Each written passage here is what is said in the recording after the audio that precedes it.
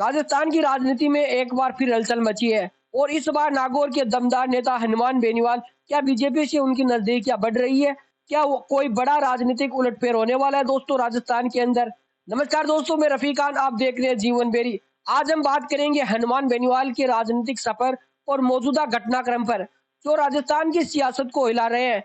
आइए जानते हैं हनुमान बेनीवाल की राजनीति के वो पड़ाव जिनकी वजह से वो लगातार सुर्खियों में रहते हैं। हनुमान बेनीवाल एक ऐसा नाम है जिसने नागौर की राजनीति में एक अलग ही पहचान बनाई है। किसान आंदोलन से निकले इस नेता ने कैसे खड़ी की अपनी खुद की पार्टी, चलो आपको बताते हैं। देखिए, हनुमान बेनीवाल ने अपनी राजनीति की शुरुआत बीजेपी से ही की है, लेकिन किसानों और युवाओं की आवाज बनने के लिए उन्होंने खुद की पार्टी राष्ट्रीय लोकतंत्र पार्टी आरएलपी का गठन किया था। 2018 के राजस्थान विधानसभा चुनाव में उनकी पार्टी ने जबरदस्त प्रदर्शन किया। उनकी पार्टी के 3 विधायक भी बने थे और उसके अंदर 3 के अंदर वो खुद भी थे दोस्तों विधायक खियूसर से। लेकिन यहाँ तक तो उनका अकेले का प्रदर्शन था। उसके बाद वो नागौर से सांसद बने। लेकिन यहाँ पर देखिए, हनुमान बेनीवाल पहली बार जब सांसद बने तो वो बीजेपी के सहयोग से बने थे, यानी एनडीए गुट के हिस्सा थे। लेकिन फिर वो बीजेपी से अलग हो गए थे। तो उनका कहना है कि वो किसानों और युवाओं के लिए अलग हुए थे। और अब देखिए, हनुमान बेनीवाल के विधानसभा में एक भी सीट नहीं है और एक भी विधायक नहीं है उनका। देखो, लोकसभा के सांसद तो वो जरूर है, लेकिन अब की बार देखिए एनडीए गुट की वजह से नहीं है। अब की बार इंडिया गठबंधन की तरफ से यानी कांग्रेस के साथ मिलकर वो लोकसभा के सांसद बने हैं।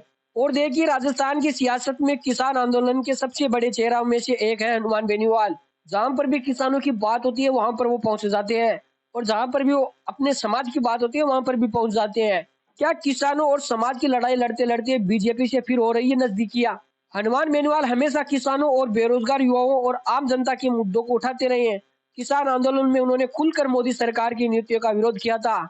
लेकिन हाल ही में उनकी बीजेपी से बढ़ती नजदीकी ने कई सवाल खड़े कर दिए। और देखिए, सवाल उठता क्यों नहीं है, क्योंकि देखिए जब मोदी सरकार के बड़े बड़े दिग्गज नेता मंत्री उनके साथ दिखते हैं तो सवाल खड़े होते हैं। और ऐसे ही सवाल ज्योति मिर्धा ने भी कई बार उठाए हैं और हनुमान बेनीवाल पर आरोप भी लगाया कि हनुमान बेनीवाल बीजेपी में शामिल होना चाहते हैं।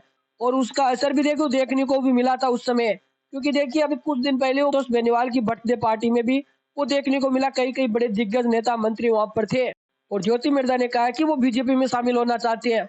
और वो तस्वीरें देखकर पूरे राजस्थान में चर्चा हो गई थी कि हनुमान बेनीवाल एक बार फिर बीजेपी में शामिल होंगे। लेकिन उसका तो खुलासा देखिए हनुमान बेनीवाल ही कर सकता है। हो सकता है आने वाले समय में कुछ नया मोड़ आ जाए। अब आप देखिए, राजनीति में हर नेता का एक संघर्ष होता है, लेकिन क्या हनुमान बेनीवाल अपने पुराने विरोधियों के साथ अब दोस्ती करने जा रहे हैं? हनुमान बेनीवाल का कई बार विवादों से भी नाता रहा है, चाहे वो अशोक गहलोत सरकार पर आरोप हो या फिर बीजेपी से अलग होने के बाद उनकी कट्टर टिप्पणियां हो। लेकिन अब जब दिल्ली में बीजेपी के बड़े बड़े नेताओं से उनकी मुलाकात हो रही है, तो क्या ये संकेत है किसी नए समीकरण का? राजनीति में अपनी अलग पहचान बना चुके हनुमान बेनीवाल क्या अब बीजेपी के साथ कोई नया इतिहास लिखने जा रहे हैं? क्योंकि जब से उनकी वो तस्वीरें वायरल हुई है तब से ये सवाल लगातार खड़े हो रहे हैं दोस्तों।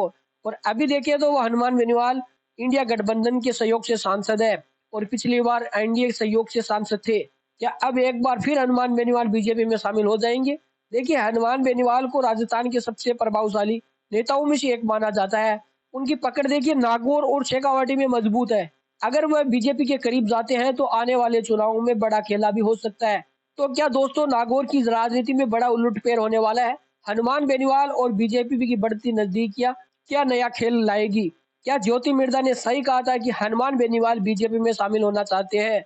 अब देखने वाली बात होगी कि हनुमान बेनीवाल अपने अगले राजनीतिक कदम से राजस्थान की राजनीति में क्या नया मोड़ लाते हैं। क्या वो फिर बीजेपी में शामिल होंगे या फिर अपनी ताकत दिखाने का खेल चल रहा है?